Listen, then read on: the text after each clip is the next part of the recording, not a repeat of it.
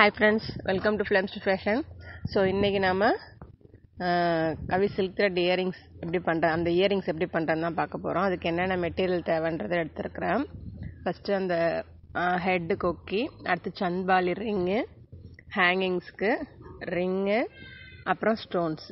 இதை வச்சு தான் இன்றைக்கி நாம் பால் செயின், இதை வச்சு தான் நாம் இன்றைக்கி அந்த இயரிங்கை நாம் பண்ண போகிறோம்.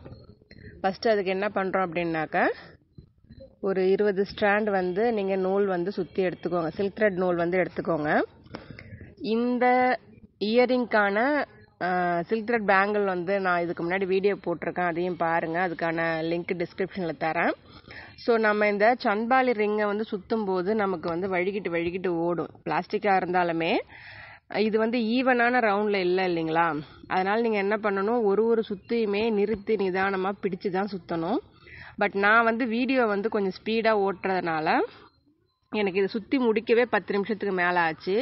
பட் நான் வீடியோ வந்து ஸ்பீடாக ஓட்டுறதுனால உங்களுக்கு நான் ஈஸியாக சுற்றுற மாதிரி தெரியுது. பட் ஒரு சுத்தையுமே நீங்கள் நிறுத்தி நிதானமாக இழுத்து பிடிச்சி தான் இதில் நீங்கள் சுற்றணும்.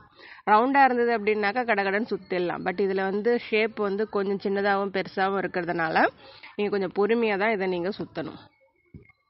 ஸோ இந்த வீடியோ வந்து எக்ஸ்பிளைன் பண்ணாமல் வெறுமே மியூசிக் போட்டு கூட ஓட்ட முடியும். பட் நான் அதை விரும்பலை. என்னோடய வீடியோவுக்குன்னு ஒரு ஸ்டைல் இருக்குது இல்லைங்களா? ஸோ அதனால் நான் எக்ஸ்பிளைன் பண்ணுறதுனே முடிவு பண்ணிட்டேன், நான் என்ன பண்ணாலுமே. ஸோ அதனால தான் நான் எக்ஸ்பிளைன் பண்ணிகிட்ருக்கிறேன். ஸோ கொஞ்சம் பொறுமையாகவே சுற்றிட்டே வந்தோம் அப்படின்னாக்கா, இப்போ வந்து இது வந்து வழுக்கிட்டு போகும், அதாவது இறங்கும். நூல் வந்து நீங்கள் சுற்ற இறங்கிக்கிட்டே வரும். ஸோ அதனால் டைட் பண்ணி சுற்றிக்கிட்டே வாங்க. வந்து அந்த மேலே ஹெட்டில் இருக்கக்கூடிய அந்த ஹோல் இருக்குது இல்லைங்களா, அது வரைக்கும் வந்துட்டு நிறுத்திடுங்க. அந்த ஹோல் ஃபுல்லாக நீங்கள் சுற்ற வேண்டாம். ஏன்னா அந்த ஹோலில் நாம் ஹெட்டு வைப்போம் இல்லைங்களா, அதனால். ஸோ அதை முடிச்சுட்டு கடைசியாக கட் பண்ணிவிட்டு நீங்கள் பின்பக்கம் எது யூஸ் பண்ணுறீங்களோ பின்பக்கத்தில் அந்த கம் போட்டு ஒட்டிடுங்க. ஃப்ரண்ட்டில் கம் போட்டு ஒட்டாதீங்க. நீங்கள் முடிவு பண்ணிக்கோங்க எது ஃப்ரண்ட் பக்கம் எது பேக்குன்றது முடிவு பண்ணி அந்த பக்கத்தில் கம் போட்டு ஃபினிஷ் பண்ணி ஒட்டிடுங்க. ஸோ இப்போ நம்ம சந்த்பாலி இயரிங்ஸ் வந்து ரேப் பண்ணி முடிச்சிட்டோம். ஸோ இப்போ என்ன பண்ண போகிறோம், நம்ம ஹெட்டுக்கு வந்து நான் ஒரு ஸ்டிக்கர் ஒரு ஃப்ளவர் ஸ்டோன் வந்து ஸ்டிக்கரில் நான் ஒட்டி வச்சுட்டேன் நான் ஹெட்டில். இப்போ இந்த இயரிங்கில் நம்ம ரவுண்டில் என்ன பண்ண போகிறோம், கார்னரில் வந்து பால் செயின் ஃபிக்ஸ் பண்ண போகிறேன்.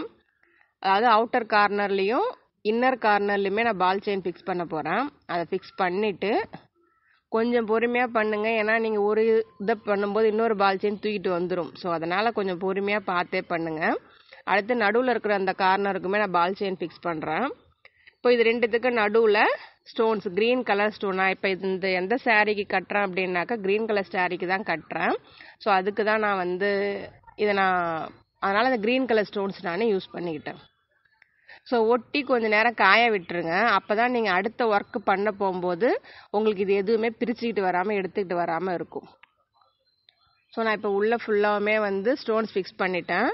இப்போ திருப்பி பின்னாடி ஒரு ஜாயிண்ட் ரிங் போட்டு அதில் வந்து நான் வந்து ரெயின் ட்ராப் ஹேங்கிங்ஸ் வந்து கொடுக்க போகிறேன் நான். இது உங்களுக்கு பார்க்க ஈஸியான மெத்தட் மாதிரி தான் தெரியும். உண்மையிலே ஈஸியும் கூட. பட் செய்யும் போது கொஞ்சம் பொறுமையாக செய்யணும், அவ்வளோதான். இதை பாருங்கள், நமக்கு தேவையான இயரிங்ஸ் ரெடி ஆகிடுச்சு. என்னோட இயரிங் மேக்கிங் எப்படி இருந்துன்னு எனக்கு சொல்லுங்கள்.